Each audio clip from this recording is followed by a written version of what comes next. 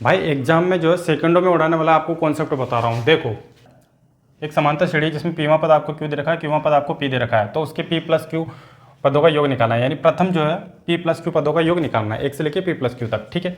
और ऑप्शन आपके सामने दिया हुआ है। देखो, मैं मान लेता हूँ पी बराबर हमारे पास में 1 है और क्यू बराबर हमारे पास में 2 है, तो T1 बराबर तो 2 हो जाएगा और T2 बराबर कितना हो जाएगा, 1 हो जाएगा। तो सारवंतर D बराबर क्या हो जाएगा, एक में से 2 जाएंगे, T2 माइनस T1, तो माइनस का 1 हो जाएगा, ठीक है। अब देखो आप लोग, P प्लस क्यू पद हमको निकालना है, तो 1 प्लस 2 कितना हो जाएगा, तीसरा।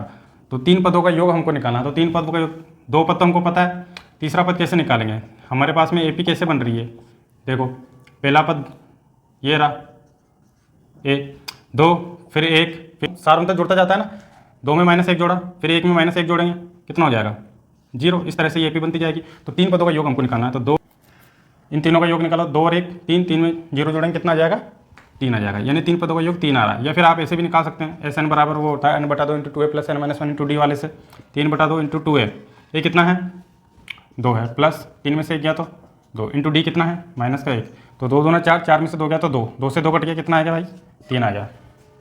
अब देखो ऑप्शन में मान रखने पर भी इसका मान जो है वो 3 आना चाहिए, क्योंकि इसका मान 3 आ रहा है तो यहाँ भी 3 आना चाहिए। अब देखो कौन सा ऑप्शन में रखें, 1 में से 2 जाएगा तो माइनस का 1, ठीक है, और 1 और 2 3, 3 में से 1 गया तो 2, तो माइनस में वैल्यू आएगी, यहाँ तो पॉजिटिव वैल्यू है, तो ये तो होगा नहीं हमारा ऑप्शन, 0 आ ही नहीं रहा।